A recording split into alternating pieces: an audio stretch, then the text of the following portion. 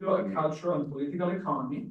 Recent work focuses on human rationality and the effects of culture on economic decision making. Today, Ben will highlight how the analytical toolkit of economics has facilitated progress in the study of morality and politics, thus illuminating a wide range of important issues such as border behavior, policy preferences, and beyond. And now, without further ado, I turn it over to Ben. Thank you.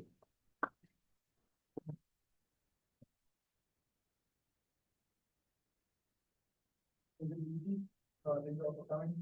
I would like to get us started by considering 3 books, some of which you might have come across because they've become famous over the years. The first one is by Peter Singer. Peter Singer, many of you will know him, is the founder of the so-called effective altruism movement. And one of his most famous writings, The Expanding Circle, in the early 80s, asserts that, I'm going to read this out to you, the circle of altruism has broadened from the family and tribe to the nation and race, and we are beginning to recognize that our obligations extend to all human beings. Now, that statement became famous because what Singer was doing here, of course, was not just making a descriptive argument. He wasn't just saying people's circle of altruism has become wider. Instead, he's making a normative statement. He's saying we have obligations to other human beings, and those obligations have extended beyond, people of the same nation and race.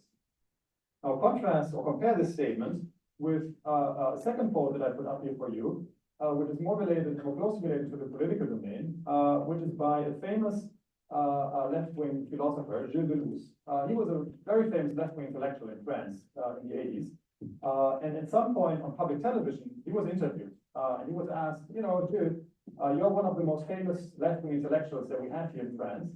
But can you actually tell us what it means for you to be left-wing? And so what's your definition of being politically left? And now, to everyone's surprise at the time, he did not say something like, to be on the left means to care for the poor and tax the rich or something like that. Instead, he said, to be from the left means to know that the third world issues are closer to us than our neighborhood issues.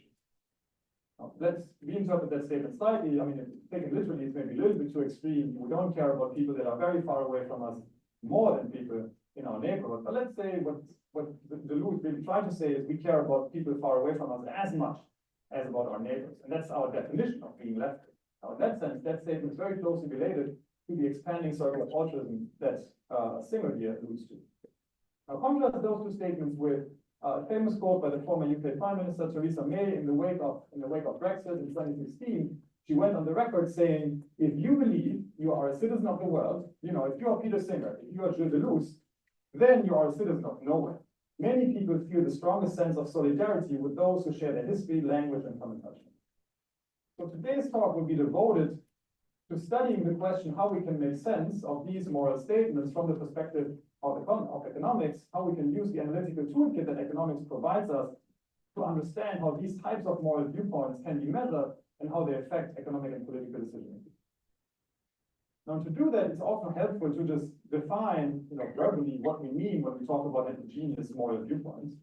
So here we're going to think of a continuum of moral systems that we're going to label as varying along a continuum between universalism and particularism, where universalism basically refers to an impersonal morality, where you treat everybody equally. It doesn't matter whether someone is your friend or your neighbor or a relative or whether they live in a faraway country, you treat everybody equally. There's a sense of impartiality. There are no place-based identities. That's sort of the moral stance behind universalism.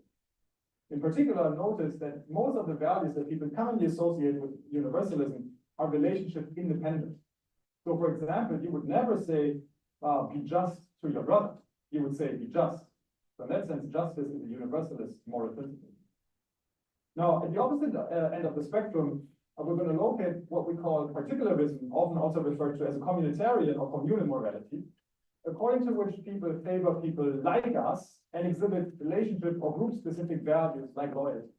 Right? So, for example, just purely semantically, it doesn't make sense for you to say be loyal. It only makes sense to say be loyal to your family, be loyal to your country, be loyal to your institution, whatever it is.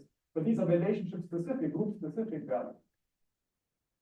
Now, everybody exhibits universalist tendencies and particularist tendencies to some degree. So I don't want you to think of this as a 0-1 classification. But people are going to differ in the relative weight they place on moral principles that are related to universalism and particularism. And we will be interested in measuring this heterogeneity. But we're not going to think of it as, Luigi is a universalist and Ben is a particularist. Instead, there's going to be a continuum with different weights on those two. And now what's going to be important for the rest of the discussion today is that I, as a researcher, as a social scientist, I'm only interested in measuring these objects and using them to understand economic and political behavior, or trying to understand where this heterogeneity comes from in the first place. But I'm never going to impose my own moral viewpoints on the discussion. Okay, so what I'm going to do here is a purely positive study of how heterogeneity and morality matters for economics and politics, but I'm not going to engage in any type of normative reasoning about what is objectively right or wrong. Okay, I'm not a philosopher.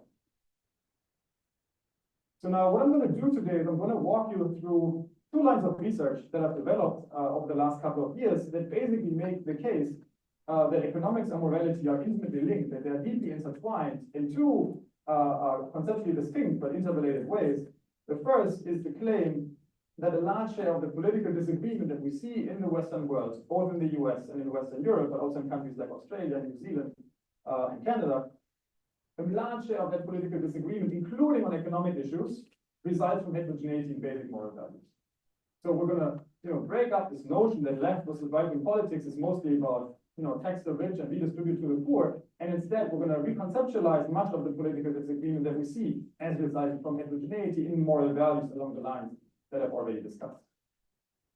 And now, just for you to see that this is true intuitively, consider policy domains like immigration, support for minorities and affirmative action, foreign aid, globalist policies like the integration policies of the European Union. All of these policies somehow, implicitly or explicitly, involve trade-offs between the welfare of in-group members and out-group members.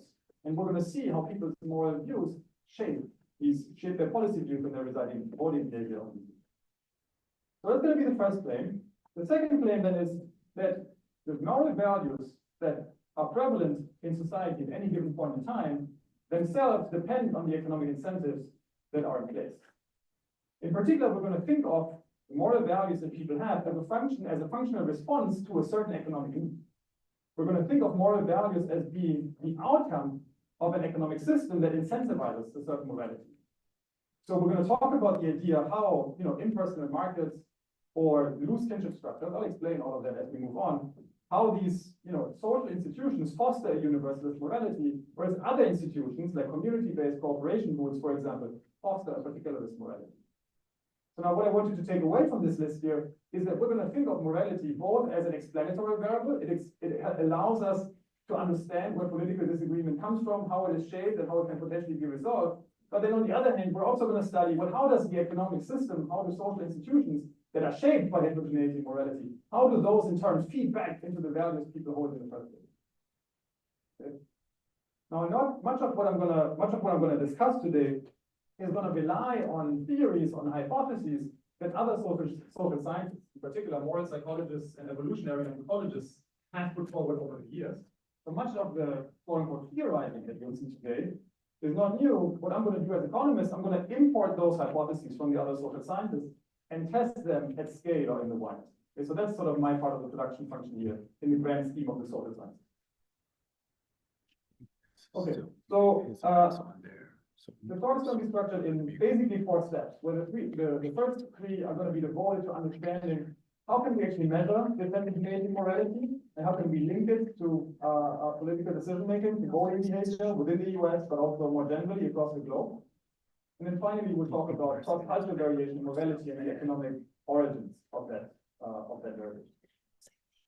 Okay, so let me start by talking about what's perhaps the most obvious starting point when one thinks about heterogeneity and morality, which is, well, how do moral psychologists think about these issues? How do they conceptualize, how do they measure this heterogeneity?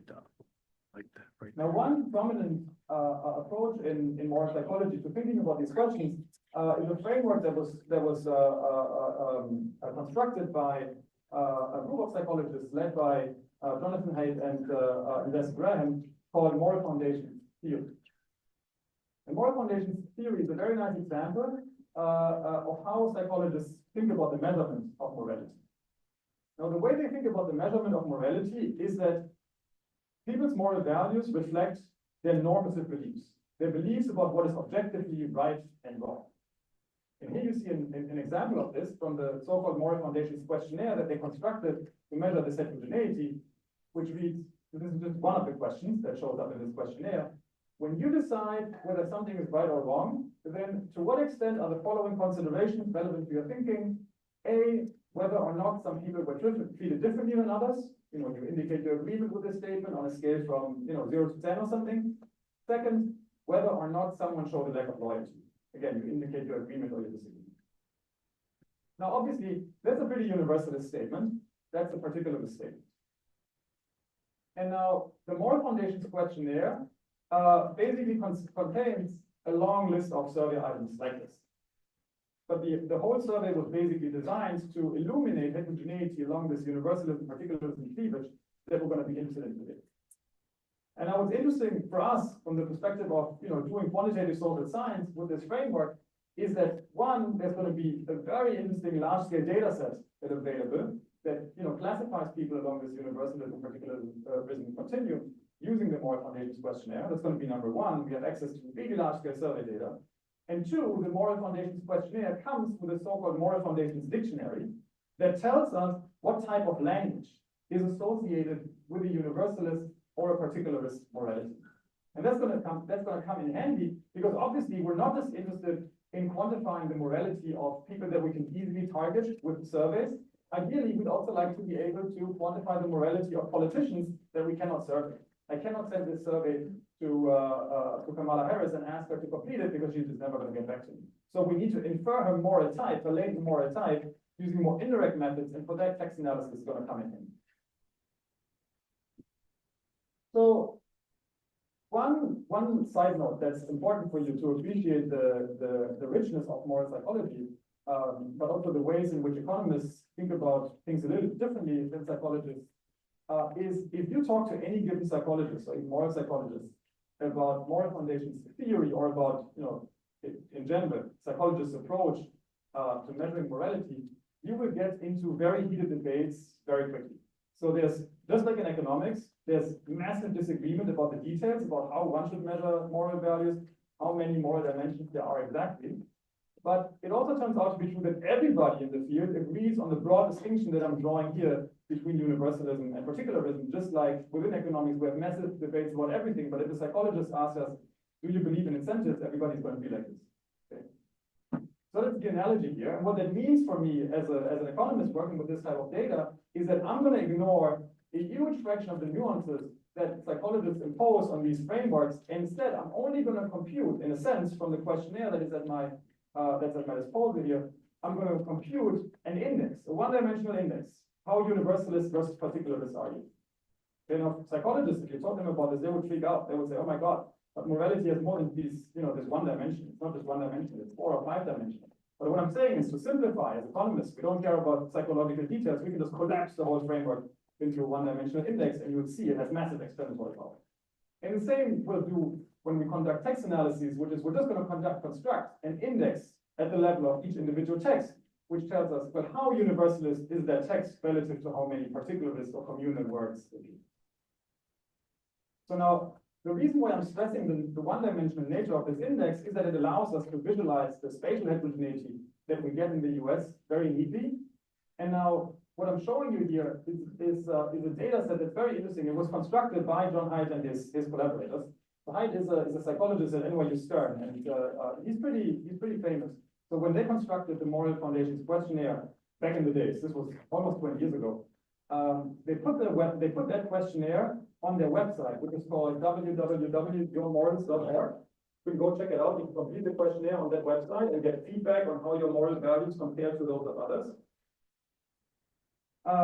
So they put this questionnaire online and got a lot of press coverage because of the interactive nature of this tool. So that over the years, tens of thousands of people completed the questionnaire on Haidt's website. And of course, that sample is self-selected. It's not representative, nationally representative in any meaningful sense of the word. It's skewed, young, relatively well-educated, as you can imagine.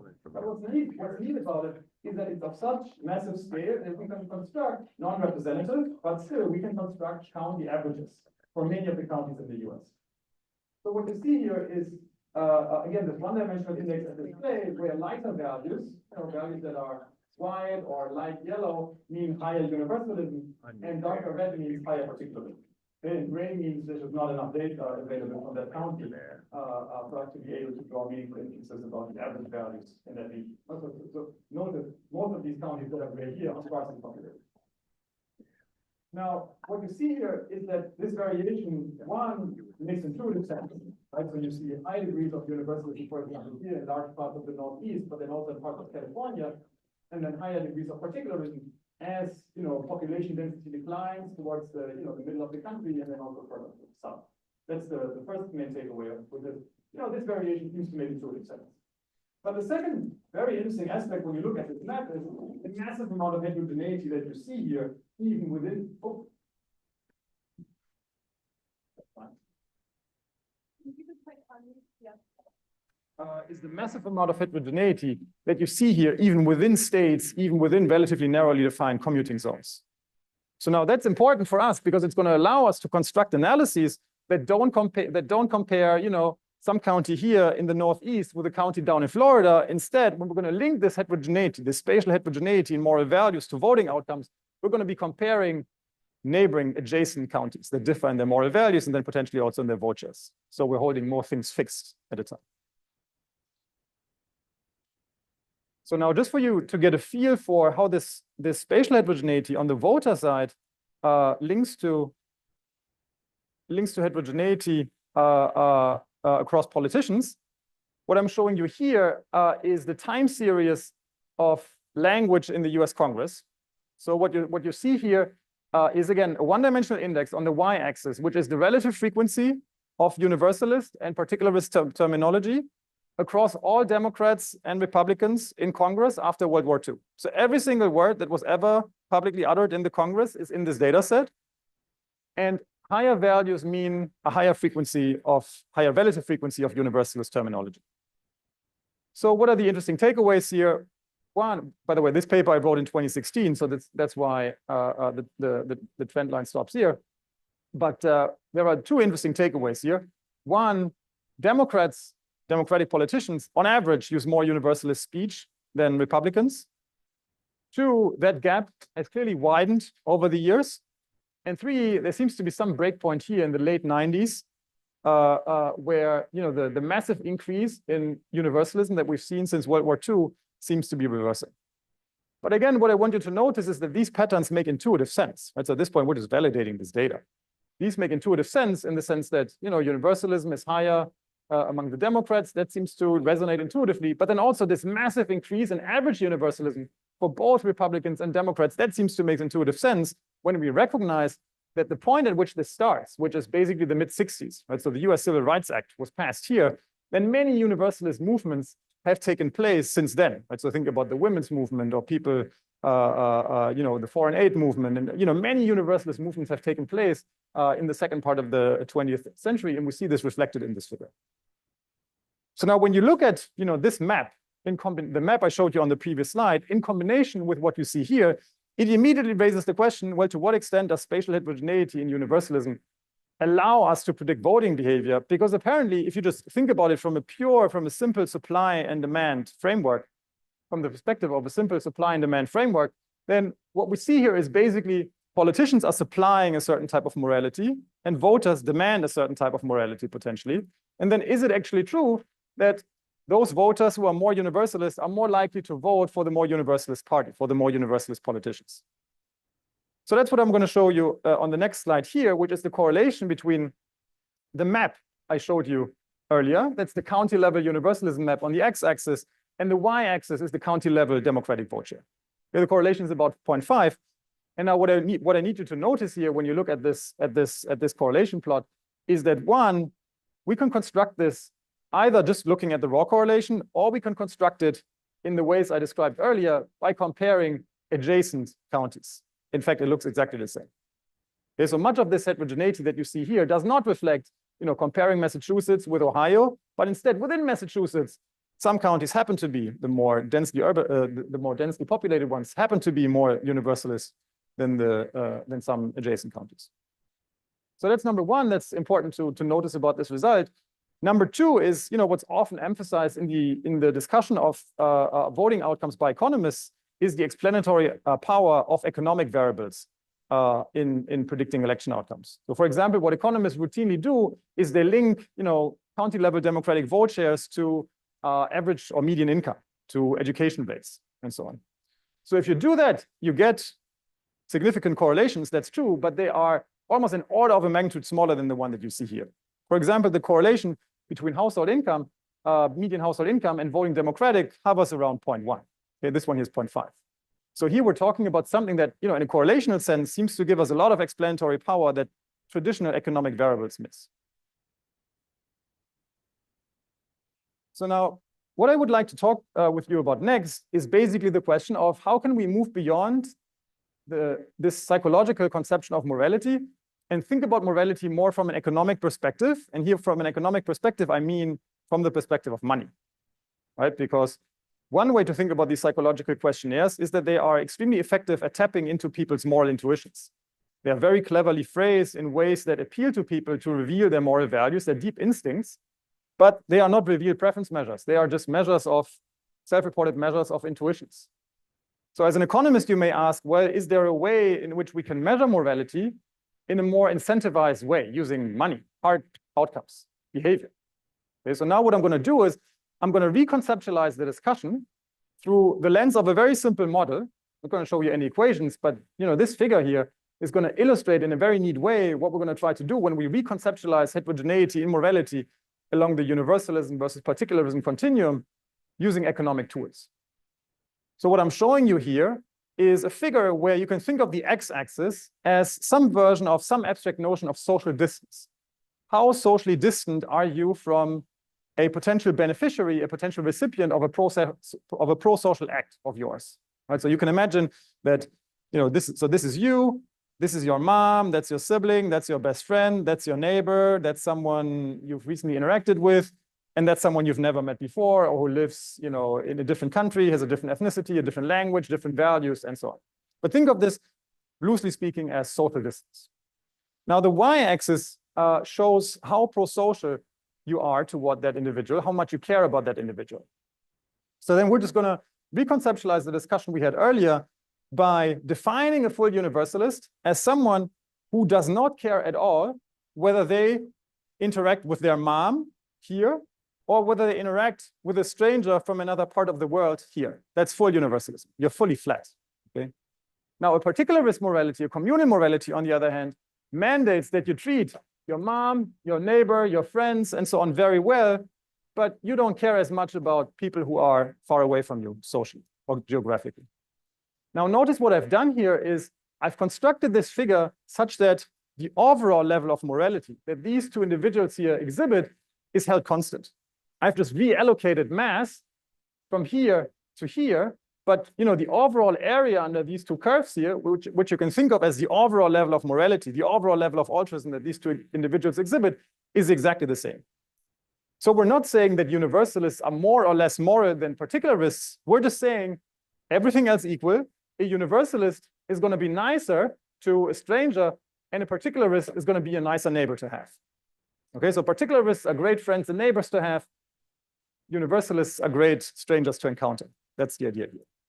And now the question for us is going to be, you can basically see that this is a model. I mean, I'm not showing you any equations, but you can see how this is a model that one can, in principle, estimate. And our objective is going to be, how can we actually estimate this from monetary data?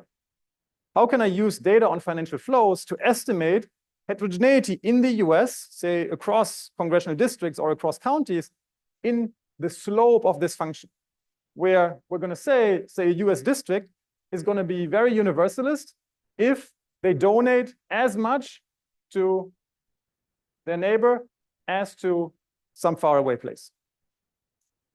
Now, the way in which we're going to do this is we're going to leverage data, donations data from Donors Choose, which is a charity website in the US. It's pretty widely known. It's focused on funding or providing funding for public schools. So the way in which it works is that teachers upload their projects, which are basically requests for funding. For example, a teacher may say, I want to take my kids to the zoo. I need $500. you put that request on online, and then the website, after the school has registered, the website verifies the teacher's identity and provides a bit of background information about the school and the local circumstances. For example, what fraction of the kids gets free lunch, what's the ethnic composition of the neighborhood, who's the teacher, and so on.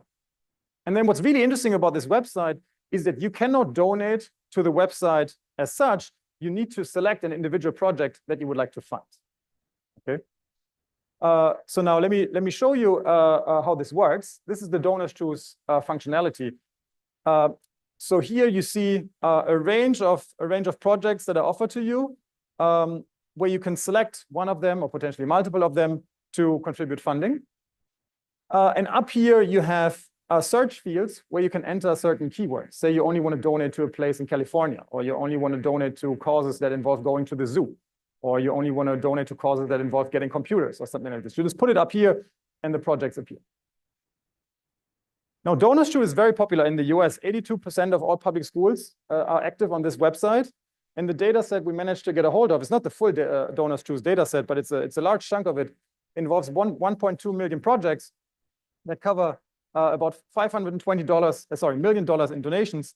And we're going to work with this to quantify the universalism of districts in the US. This is going to be interesting for our purposes because many of the donations on this website, contrary to what one might perhaps intuitively expect, do not just go to the local neighborhood school. So it's not just parents going on the website and funding the school of their own kids. That's surely part of it, but 2/3 of all donations on this website are outside of a radius of 20 miles around the donor's zip code, which suggests that a large share of these donations are to schools that the donor has no personal connection to. So now, what we're going to try to do then is we're going to try to estimate this function here, what I showed you earlier, which is we're not going to ask which district donates more than another one. We're not going to be interested in that. We're only going to be interested in the question, towards whom does any given district donate? Does any given district donate primarily to the local neighborhood school, but not so much to schools that are far away? Or is this a district that donates equally to the local neighborhood school and to schools far away? Okay, that's going to be our definition of universalism. We're never interested in how much do you donate. That's affected by many factors, of course. Is the district rich or poor? We're not interested in that. That's taken out of the equation. It's only about the relative giving behavior. Towards whom do you give? So let me show you an illustration of this for two districts from the state of California, where I'm showing you a binned scatter plot. So you can think of this as, basically summarizing the evidence on the donations that we see in these two districts from California. But I need you to understand that these are not individual donations. So not each of these dots is an individual donor. Instead, each of these dots averages across a large number of donations. So you can think of each dot as representing roughly 600 donations. So now what it shows you is that for each of these two districts, the amount of donations expressed in logs as a function of the geographic distance, again in logs, between the donor and the recipient. Because the Donors Choose data set has the nice feature, which is why we use it, that we observe the zip code of the donor and the zip code of the recipient school. So we can directly match the donor to the school and evaluate the distance between them. So now what you see here is basically one district that's relatively universalist in the sense that this district donates as much to schools that are nearby, as to schools in neighboring states, as to schools at the other end of the country. Whereas this district here donates much more to schools that are reasonably close, and then less to schools that are very far. Okay. Now that's one example. Let me show you a second one, which is going to leverage a very interesting aspect of this approach, or of this data set too, which is that here what we're looking at is how does donations behavior vary as a function of geographic distance. Okay. But now you can think of social distance that we've talked about earlier as being very multidimensional. It's not just that if you're a universalist, you are potentially invariant to geographic distance. You're potentially also invariant to values distance or income distance or friendship distance or God knows what. So what we would ideally like to have as social scientists is a summary measure of social distance that doesn't just tell us how far is this school here away, how far is this donor away from this school geographically, but socially as a summary index of how distant, how dissimilar the donor and the recipient school are. Now, fortunately, Facebook data give us just that. So Facebook developed an index of social distance, of friendship distance between any two districts in the US. So this is a measure that basically gives you the probability that any two randomly selected Facebook users from two different districts are friends on Facebook. And then the friendship distance between two districts is said to be large if the probability that two randomly selected people on Facebook are friends, if that probability is very small. So again, what you see here is an illustration of this. The x-axis is friendship distance. And you see two districts from the state of New York, one that's very universalist, where people in this district donate as much to schools that are very close, friendship-wise, where people have many friends. This is not necessarily geographically close, but it's close in friendship space. You have many friends in these schools here, but they donate as much to schools where they don't know anyone, where they don't have any friends. This district, on the other hand, people donate much more to places where they have many friends, but very little to places where they don't have any friends. So again, this is just a different way of saying what I emphasized earlier, which is that these universalist districts here, in a sense, are great strangers to encounter, but terrible friends to have, whereas the particularists are great neighbors and friends to have, but terrible strangers to encounter, just by definition, by construction of this measure. So now you can imagine that this analysis that I'm showing you here, we run it for every single district in the US. Okay, so that gives us a measure, an economic measure of how universalist this district is in terms of these public school donations. So we're going to define the district's level of universalism as the slope of this function. You're fully universalist if the line looks like this. You're fully particularist if this line, roughly speaking, looks like that. So then what I'm showing you here on the next slide is the resulting map of universalism that results from these educational expenditures, where dark blue now means higher universalism and lighter color means lower universalism. So this is at the district level. Now, what's amazing is that this map here, which is constructed based on monetary donations on this, Donors Choose website, and the map I showed you earlier, which is based on an entirely different data set, psychological data on do people agree with certain moral values judgments. The correlation between this map and the map I showed you earlier is 0.65. Even though they're constructed from very different data sources using very different techniques, there seems to be some common element here that drives this variation. And now we see that again when we link this measure of universalism to voting behavior. This here is the correlation between this economic measure of district universalism and democratic vote shares. This is in House races, but you get the same in presidential races. The correlation is about 0.5. And again, what you can do is you can look at this in the aggregate, pooling across all districts in the country, or you just look at it within states, within state variation, comparing adjacent districts, you still get the same. So now, the takeaway from what I've shown you so far is basically that within the US, we can measure universalism in different ways using aggregate data, large-scale psychological questionnaires, donations data, and use it to predict political behavior. So now we're going to assess, is this something that's somehow specific to the US, or is this something that we see everywhere, globally? So to get at this, we cannot rely on donations data because the types of high-quality donations data that I just presented to you, that's not available for every country. Instead, we entered a collaboration with the Gallup World Poll. So many of you will have heard of Gallup. It's the leading multinational polling company in the world. And they conduct what they refer to as the annual World Poll, which surveys a representative sample of citizens in each country on this planet about social and economic issues. Sample size in small countries is about 1,000 people. In large countries, it's about 2,000. And these are professional, highly trained enumerators. Okay, so these interviews take place through Gallup's professional survey infrastructure, meaning they either use face-to-face interviews, where they basically have techniques, random techniques, random door-to-door techniques to sample people, or they use random dialing techniques for telephone interviews. So then effectively, we purchased survey time from Gallup to survey people about their universalism in 60 countries where the data is going to involve about 64,000 respondents. So how did we measure universalism? We wanted to do it in ways that are similar to, that are related to the donations measure that you saw earlier, but in a way that we can actually implement in a hypothetical survey, right? So in a survey like this, we cannot ask people to donate actual money because we cannot implement these payments. We cannot send money across the payment. Sorry, we cannot send money across the country to different recipients. Instead, we're going to implement the same type of measurement, but in a hypothetical fashion. So to see how this works, we ask people to participate in a hypothetical money allocation task that involves in-group members and strangers. So we ask them a series of questions. I've listed 2 examples here.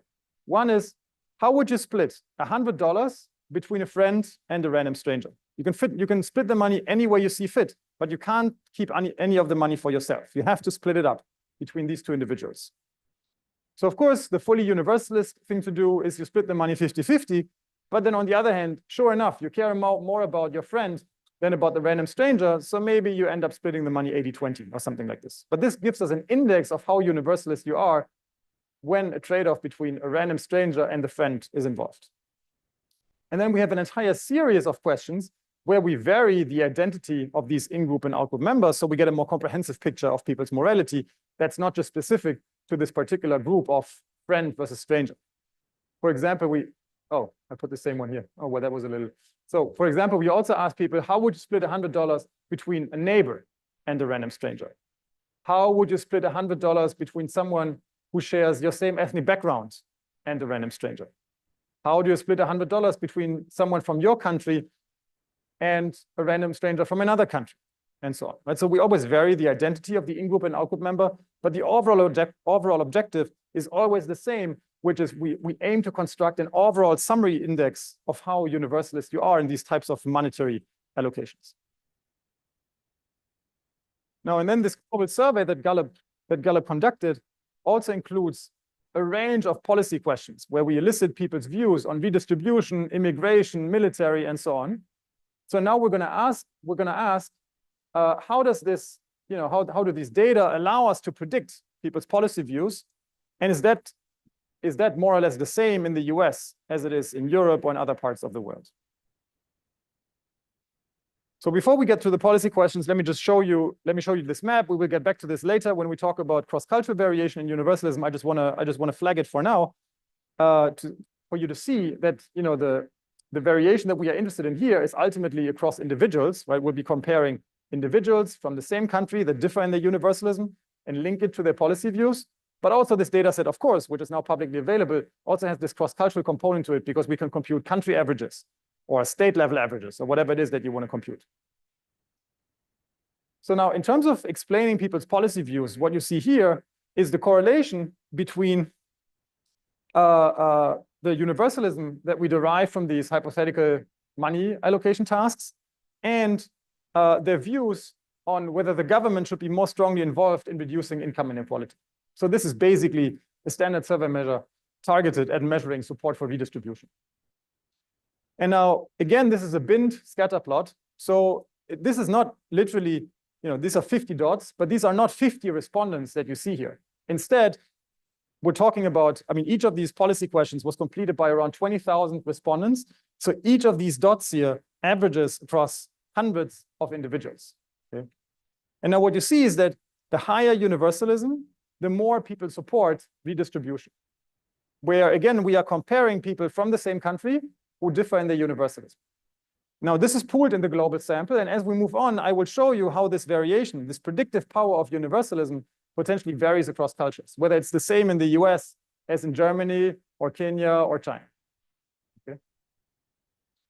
Now, next one, this is the correlation between universalism and support for, what you may think of as foreign aid, where people are asked, do you think we should rather support we should rather support the poor in other countries?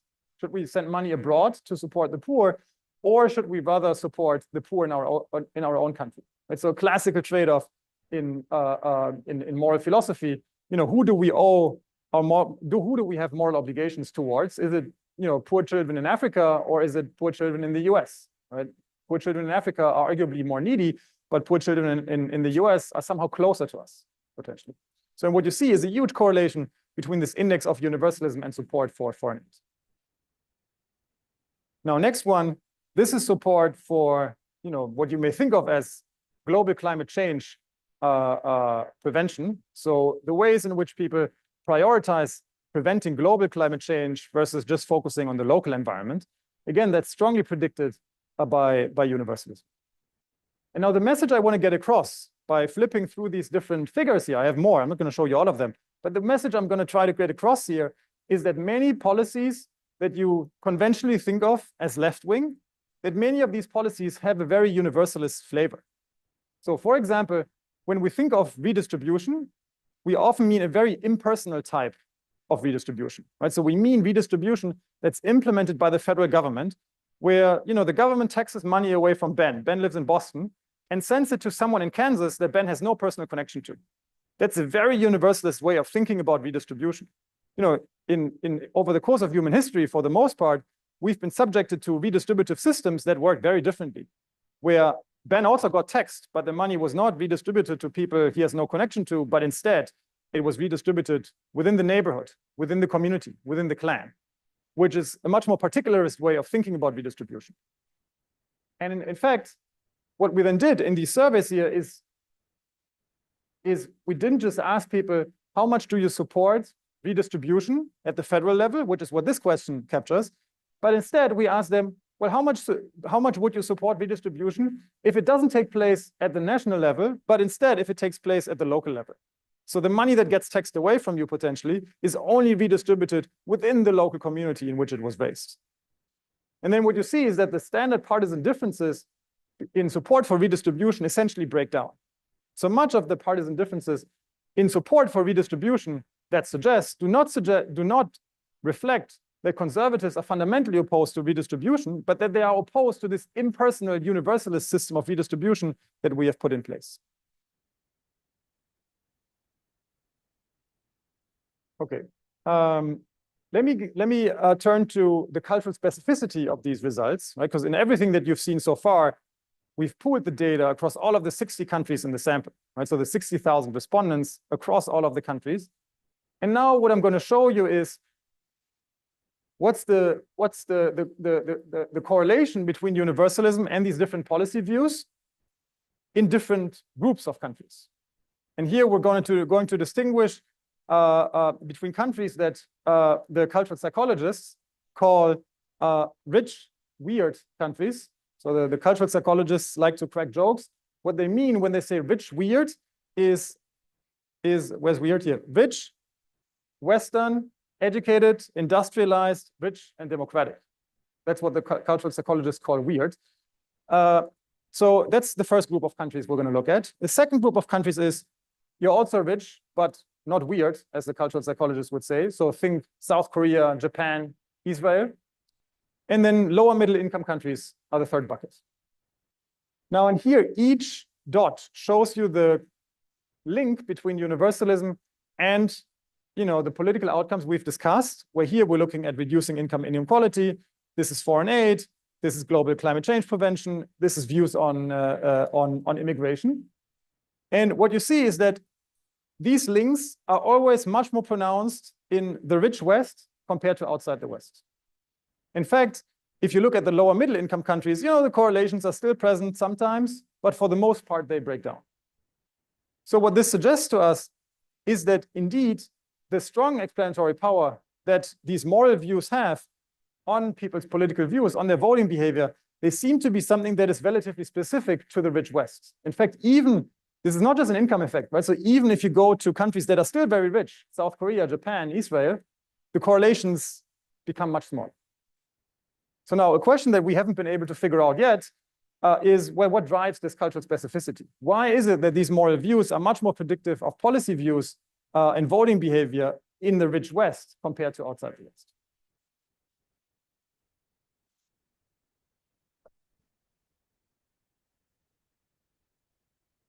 Okay, so now just to conclude this part of the discussion, I've tried to convince you that we can measure universalism in very different ways. We can do it by relying on large-scale psychological questionnaires. We can do it by relying on large-scale donations data within the US. We can use, global surveys that rely on hypothetical money allocation tasks. And we've also seen analyses that rely on textual data, where we classified the language of politicians. But regardless of what exactly the data set is that we look at, and regardless of what the technique is that we deploy to estimate universalism, we've always seen the same pattern, which is that higher universalism leads to more support for left-wing policies and politicians, either in terms of policy views or voting behavior. So that's the first main takeaway I would like you to walk away with from this talk. That economists can measure these types of moral constructs at the aggregate level, across counties, across districts, even across countries, and link them to policy outcomes in voting. So that leads me to the second part of the talk, which is going to focus on the other side of the coin, which is, well, if moral values help us to understand how social, political, and economic outcomes emerge, such as views on redistribution, then how do economic incentives potentially feed back? How do social institutions potentially feed back into the moral views that people hold in the first place?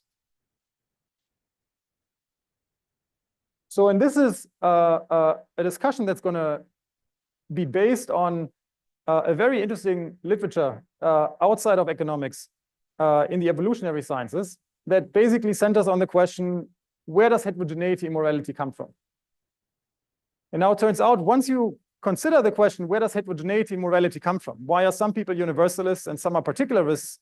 Then almost inevitably, you get to a question that's even deeper, one level deeper, because you need to ask yourself, well, where does morality come from in the first place? Why is it that we as human beings, that we care so extraordinarily strongly about something that we consider morally right or wrong, right? So why do we have these strong moral gut instincts? Why do we even have biological reactions, right? So why do we have emotions that tell us that something is morally right or wrong?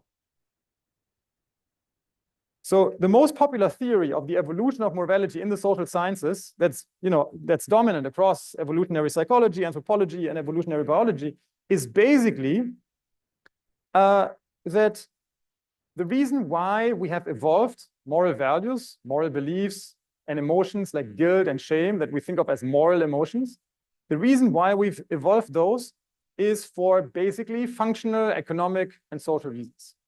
So the argument is that there's a fundamental problem that mankind has to solve at some level, which is the problem of cooperation, which is humans cannot be successful individually. They need to work together in groups to achieve their desired goals, right? So back in the days when we were still hunter-gatherers, we had to cooperate to hunt. We had to cooperate to ensure survival. Today, we also cooperate, but in different ways. We cooperate by participating in anonymous markets, by participating in large-scale institutions. But the fundamental problem that humankind faces, just like any other species, is we need to somehow cooperate, and this is what economists call, social dilemmas. We need to cooperate in situations where we could behave selfishly, right? So if my tribe gets attacked by a lion, I could act selfishly. I could run away, make sure that I survive, but that would endanger the potential survival of the group. So then the argument is humans have evolved moral values to induce them to cooperate in social dilemmas, to not run away when the lion attacks, to not cheat on your trading partner when you participate in a market in our modern society. So a different way of saying this is that evolutionary researchers believe that moral values are a type of psychological police. I really like this expression. It's a psychological police because it's internal to you, but it basically monitors your behavior. If you behave in ways that your biological system considers immoral, you will even have biological reactions. You will feel hot in front of others, shame.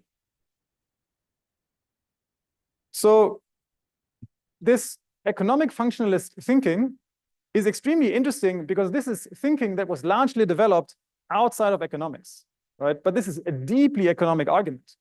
right? So these evolutionary researchers essentially say, I'm going to exaggerate a little bit now, but they essentially say the reason why we have moral values is economics. But these aren't economists. So now we're going to use that line of reasoning to investigate a little bit, well, where does cultural variation in morality come from in the first place? And now the starting point for that analysis is going to be the very simple observation that if it's true that morality serves some economic purpose, which is to enforce cooperation, to make people behave pro-socially in situations where they could run away from the line, where they could cheat on their trading partner, if that's the ultimate objective of morality, then it should be true, almost by definition, that morality changes as the prevailing economic incentives change. In particular, when we go back to the distinction between a universalist and a particularist morality, it should be that if the prevailing economic system is such that people cooperate in a repeated fashion locally with people they know, then it should be that that environment, a more particularist morality evolves, because that is the morality that you need given these economic circumstances. Right? So for example, if you live as part of a group that has very little interactions with outsiders, where your economic and social success in life depend on being nice to your friends and neighbors and extended family, then there's no functional reason for you to develop a universalist morality. If, on the other hand, you live in an economic system that, comprises many one-shot anonymous interactions, say the large-scale anonymous markets that we have in our society, then a more universalist morality may be more productive to entertain. So then now we're going to use this broad idea that there should be cross-cultural variation in morality along this universalism, particularism dimension, depending on the local incentives, depending on the local economic structure that's in place. Okay, so now we're going to investigate this in two different ways. First, by studying the structure of extended family systems, historical extended family systems, and then in a second step, by studying the role that markets play in shaping people's moral values. Okay, so let's talk about extended family systems, kinship systems first. Because it turns out that this is a type of social institution that many historians, anthropologists, and psychologists tell us is very important, potentially, for shaping the ways in which people interact with each other, economically and socially, and hence may also shape their moral values. So the basic idea here is that both historically, largely historically, but also to some extent today, societies differed widely in terms of their both basic social structure, whether they entertain very tight, strong, extended family relationships. So today in the US, obviously, we cherish a social structure where people live in nuclear families, and these are highly prized, and we have relatively weak social ties to extended families, and we've never heard of clans, for example. But for the most part of history, and certainly in many parts of the world, if we just go back 100 or 200 years, in many places we saw extended kinship systems that played a large role in society in terms of structuring social and economic cooperation, where people live with their parents after marriage, where they identify with clans, where they marry their cousins. These are all indications of strong extended kinship networks. And now the idea is going to be, well, if for some reason a society evolves a tight kinship structure, then that should that should come with a particularist morality too. Because if you're part of such a tight extended family system that emphasizes economic cooperation within clans, for example, then what you need to make the system work is a particularist morality, not a universalist morality. If, on the other hand, you grow up in a society that basically emphasizes loose kinship relations, where people interact with strangers outside of their extended kinship system, family, outside of their clan, then we should expect these people to evolve more universalist values. And now this is a paper I wrote a couple of years ago, and I'm only going to show you one picture from this paper, which is going to be, unfortunately, the most superficial picture in the entire paper, but it's also the most the simplest one to explain and to understand. And then I'll sketch out to you a little bit how in the paper I go deeper. But in the interest of time, I'm only going to sketch this this part. So what we need now, if we believe in this argument, is we need a measure of the tightness of historical kinship ties. We need a measure of the strength of extended kinship relations. So in here, what we're going to rely on is the so-called ethnographic atlas, which is an ethnographic data set, a pretty amazing ethnographic data set on the historical living conditions of about 1,200 ethnic groups prior to industrialization. So this is a data set that was constructed by an anthropologist called George Peter Murdoch, who basically assembled a huge number of ethnographies from different ethnographers who had visited these ethnic groups and compiled them into a single database. Right? So you can think of, the 1700s, the 1800s as a time where many ethnographers, where many adventurers visited ethnic groups around the globe, and they came home, they returned, some writings about the local living conditions, the local circumstances. George Peter Murdoch assembled those and put them into a coherent database. And now what's going to be interesting for our purposes here is that this database, among other things, contains very rich information. Because anthropologists care so much about extended family ties, it contains rich information about the local kinship system. Did people marry their cousins? Did they live with their parents after marriage? Do they associate with clans? And so on. So we're just going to use these data to construct an index, again, some continuum between 0 and 1 that tells us were these ethno-linguistic groups primarily tight in terms of their kinship relationships or primarily loose. So this is the historical variation you see in this data set, where red means relatively tight extended kinship relations, and blue means relatively loose. Now, notice, of course, these are historical populations. So, for example, these will be Native American groups that were visited by adventurers or ethnographers in the relatively early days. Okay. So now you may ask, well, how does this variation, this historical variation in extended kinship relations, how does that help us to understand the variation in universalist versus particularist morality that we observe around the globe today? And that's basically the question that my paper was devoted to. And as I said, I'm only going to show you one figure from this paper, which is this one here, a cross-country correlation. And then I'll explain to you, how we go deeper than just this cross-country correlation. But basically what you see here is this index that I've shown to you on the previous slide, the ancestral kinship tightness index, on the x-axis, and on the y-axis, a cross-country measure of how universalist is that society on average today. So you see a massive negative correlation between the two at the country level. And then in the paper, much of the work is about trying to convince you that this isn't an artifact of the cross-country correlation, but that instead we can also twist the data in much more fine-grained, much richer ways by leveraging variation, not just across country, but also across individuals that live in the same country, but originate from different ethnic groups. Okay, so then because what's important to recognize here is this variation here is not across countries, it's across different ethno-linguistic groups. So what you can essentially do is you can compare individuals who live in the same country today, but they are descendants from different historical ethno-linguistic groups. And then this historical measure of kinship tightness even allows us to compare two individuals who live in the same country today, but have different ethnic backgrounds. And that allows us to predict their universalism using this kinship tightness score. Okay, but rather than explain this in greater detail, let me turn to the next question that I've already laid out to you, which is, what's the broader role of social institutions, of economic institutions in shaping those values? And of course, the argument I've emphasized here is that there's a sense in which economic needs shape the structure of moral values. And one social institution that we're, of course, very familiar with because it pervades our lives is impersonal markets, large-scale anonymous markets.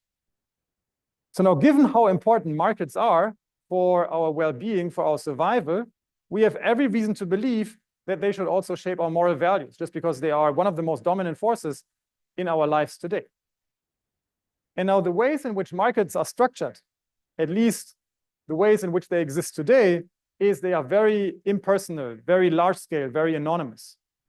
So now if you believe these functionalist arguments that we've been discussing about, where does morality come from, then impersonal large-scale markets should be a prime example for, a social and economic functional reason for why a certain type of value structure emerges, which is in this case anonymous market interactions require a universalist morality to function.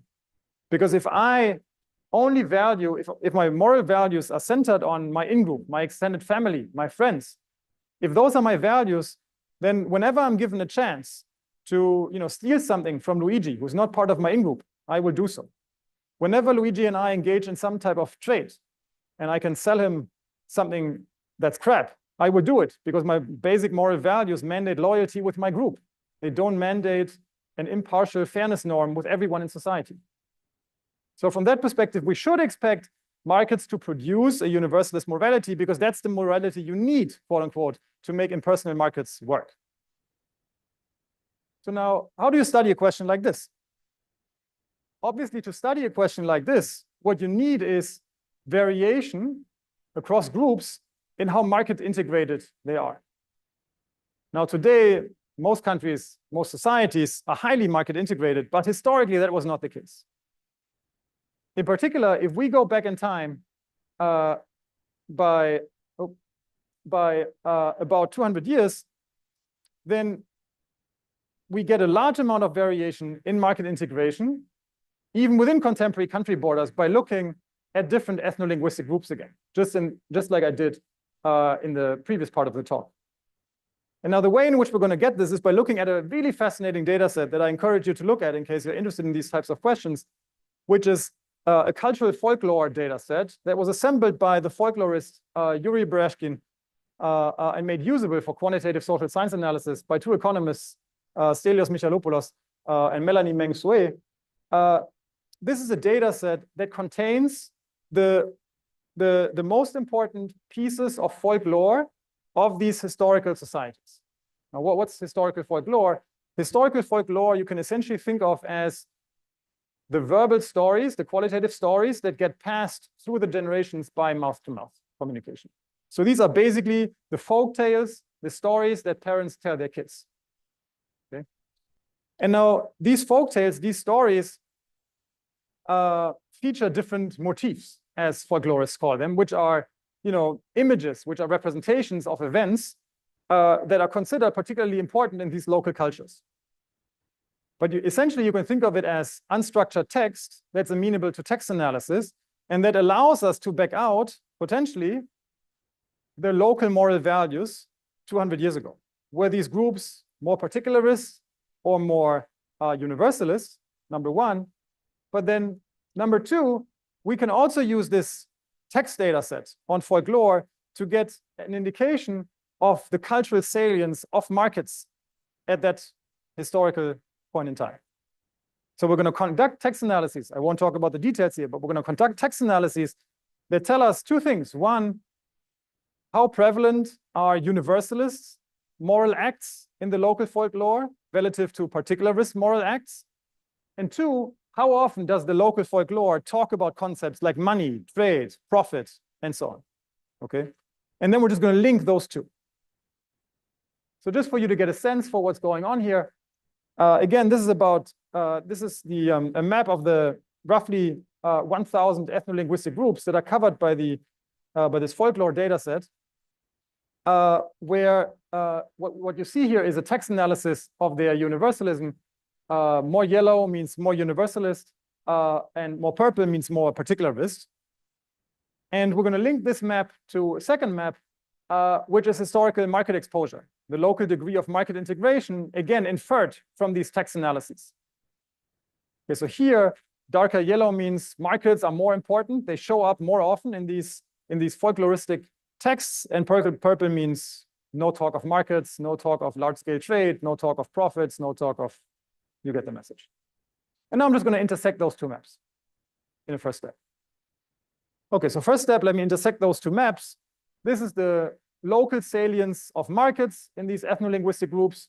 And this is the relative emphasis they place on universalist versus particularist moral themes. So you see a strong correlation between the two. And then, of course, the real action begins at this point, which is, well, if they are so strongly correlated, then is it conceivable that the reason why they are correlated is indeed that because you've evolved markets, you also evolve a certain morality? So this is just a different way of saying that ideally, we would not just like to make a correlational statement about, markets and universalism being linked. I mean, personally, to be perfectly honest with you, I find this correlation extremely fascinating, even without any causal statements. But of course, we also want to understand what would happen if I were to exogenously shock some society and made them more market-oriented. Would they become more or less universalist? So now here, what we're going to rely on is a simple insight from the economic history literature, which is fascinating. It blew my mind when I first came across this, across that fact, but it's very intuitive, which is a significant portion of the variation in market exposure that you see here is driven by local ecological conditions. Now, what's the idea? The idea is if you live in a society where the local ecological conditions are relatively constant across space, where you have the same soil type, and you have the same level of precipitation and the same temperature as your neighbor who lives 200 kilometers away, then trade is less likely to emerge.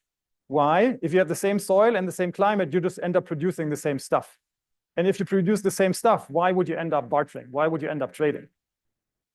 So it's actually true that if you overlay on this map, I don't have it with me today, but if you overlay on this map a measure that ecologists have derived about the heterogeneity of the local climate, then you see trade popping up in those places where the soil and the climate are more heterogeneous, because it encourages trade, because two neighbors produce fundamentally different objects and they can benefit from that exchange. So then what we're going to do is we're just going to leverage the variation in market exposure that reflects these differences in soil structure, in climate variability, and link that to this universalism index. Now, I don't have a nice picture I could show you to illustrate this, but then what you see is that this local variation in soil quality and the variation in market exposure that it induces, that is strongly predictive of this universalism map. So then what that suggests is that at least a part of this correlation, maybe not all of it, but at least a part of this correlation seems to reflect the causal effect of market exposure, of interacting in anonymous markets on the structure of people's moral values. Okay. So let me conclude this talk by what I think, by reiterating what I think are the two main messages that I've taken away from this work over the last few years, which is really that economics and morality interact in very profound ways, and in a way that's not a one-way street. It's not just that morality matters for economics. It's that, yes, morality does matter for economics, but economic incentives also matter tremendously for the emergence of morality. So we've discussed two different lines of work, but I think of them as conceptually closely related, which is the first one, moral values strongly predict political views. Importantly, not just on social, on cultural issues, not just on culture war type stuff, even on economic issues, on immigration, on redistribution, on taxation. And second, again, economic incentives shape which values evolve in the first place. So I think, what this really emphasizes is that we cannot think of morality and economics as independent phenomena, but as phenomena that are deeply intertwined. Thank you very much.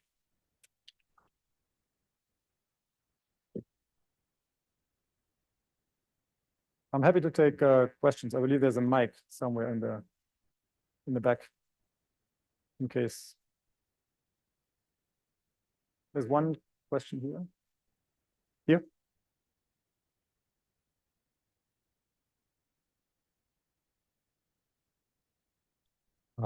Okay. Thanks for the talk. It was fascinating. Mine is more of a methodology question. As someone who's doing a PhD in an interdisciplinary program, I'm also thinking about these kind of measures. Some of them are self-report, which we ask the participant and they give us a response. For example, hypothetical allocation of $100 Yep. between a stranger and Yep. yeah, and the others are more text analysis or so. And what I'm always usually told is that economists do not really like the self-report measures, but you seem to utilize it really well as well. So within all these correlations that you show between different measures or so, and you make your case, is there any advice that you could give that do you favor one particular measurement over another, or it's just it's always a different use for like different ones.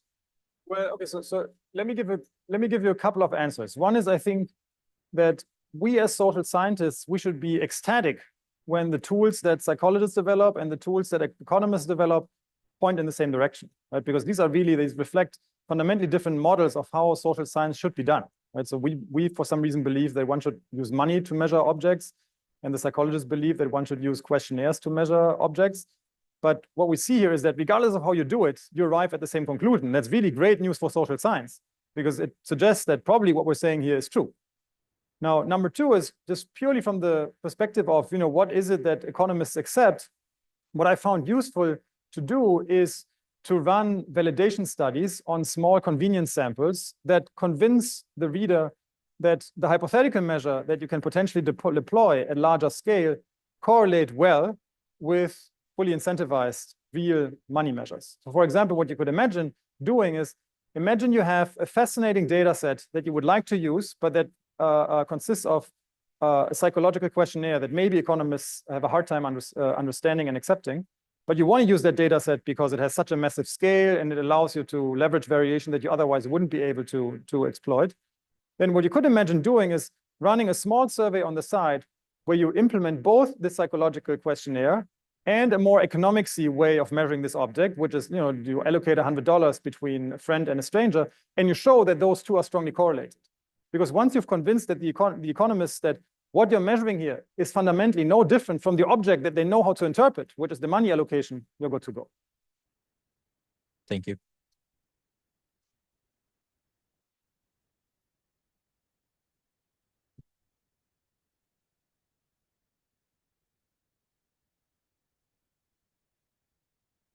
Hi, thanks for the talk. There was a lot of data and it was a lot to think on. One of the questions that I think is going to stay with me throughout the day is the graph where you showed the correlation between, I think it was universalism predicting policy preferences and how those tended to break down in non-weird cultures. Yep. I can think of so many reasons why that would be, but I'm curious what the one or two reasons that are the most prominent in your mind for why that correlation breaks down.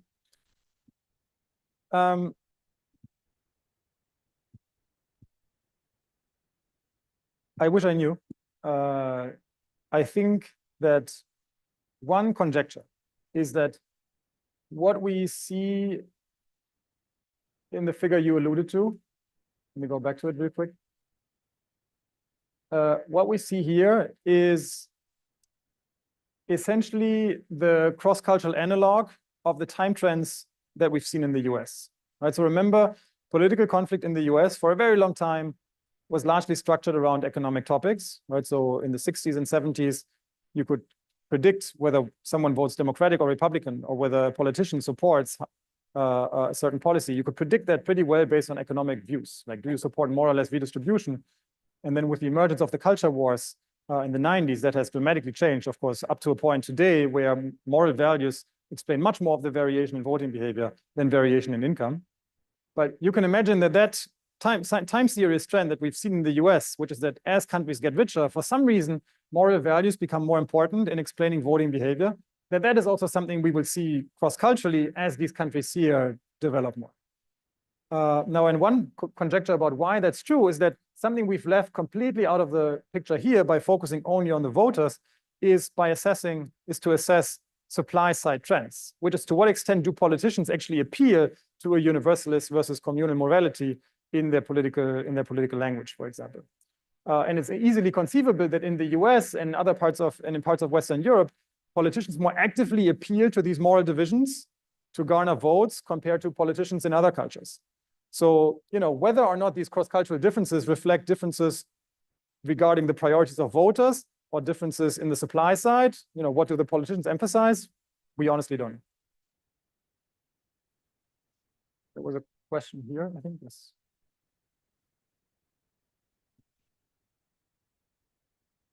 Hi.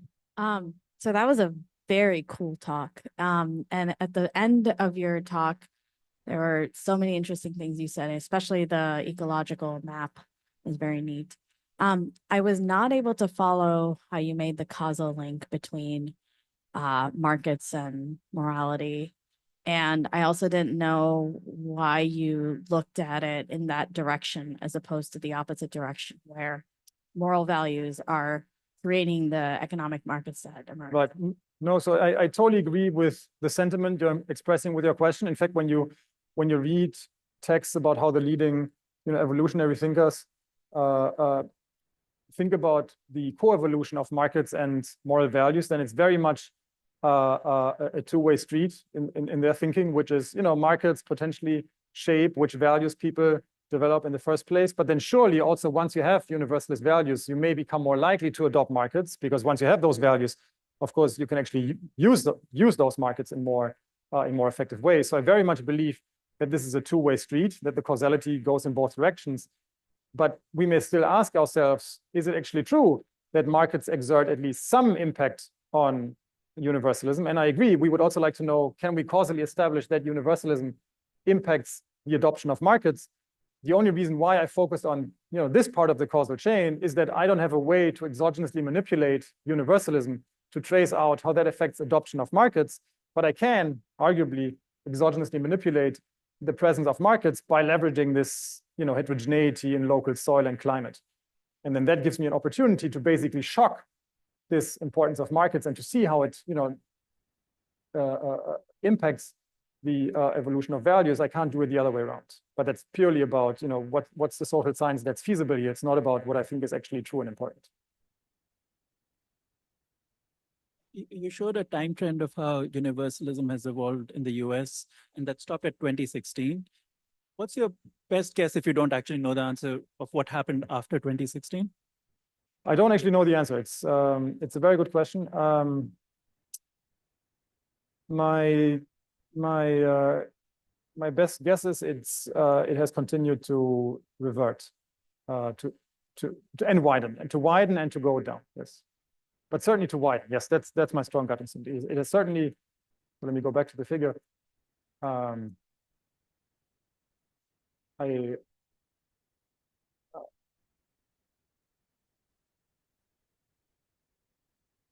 Yeah, so this widening that started in the second part of the 20th century and then became more pronounced after the 2000s. My best guess is that widening has continued. But I actually haven't looked at it. So.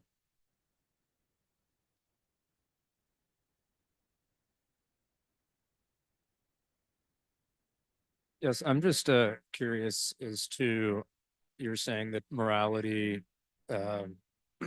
drives political decisions and whatnot. How are you able to pinpoint that as to an individual's morality versus them actually taking action in their own self-interest instead of just their universal beliefs? So for instance, like when you instead of take So for instance, even though, one might say that they have these universal thought process, I want it to be fair for everyone universally, that's just their actual inherent belief because they want that for themselves. Yes. So, okay. So I guess I think there are two answers to this question. Number one, maybe three. So the first one is, I think there's a fair amount of evidence that the moral values that people hold are partly fabricated to serve self-interests too. And so some version of motivated reasoning. I managed to convince myself that these are the right moral values because after all, these are the values that serve my economic objectives. So there's certainly evidence to that extent.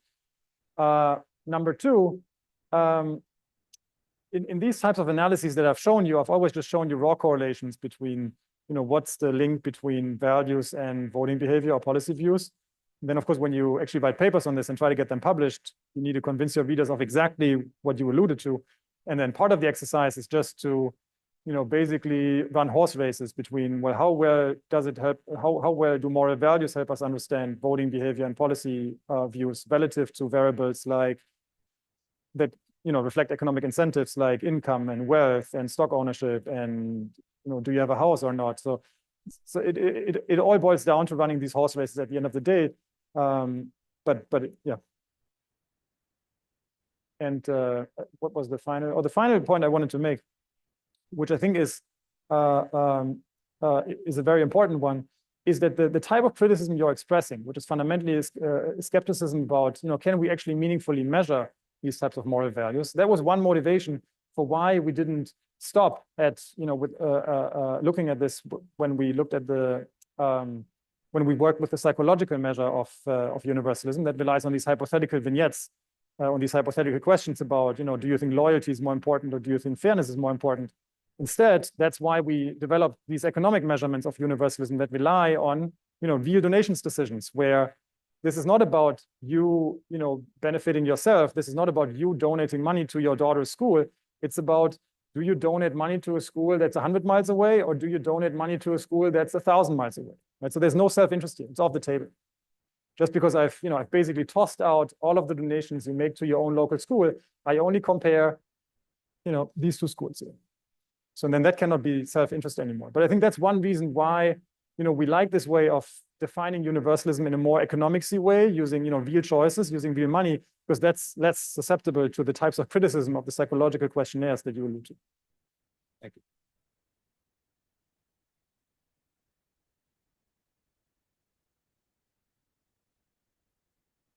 Hi.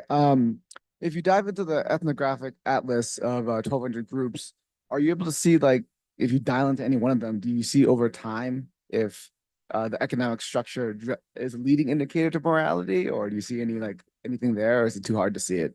We don't have time series data. So both the folklore data set and the ethnographic atlas are a snapshot that are meant to describe the living conditions, the local living conditions prior to industrialization and European contact, but there's no time series. Otherwise, I totally agree with you. That would be fascinating. We just don't have the data to do it. And I'm not sure we will ever be able to.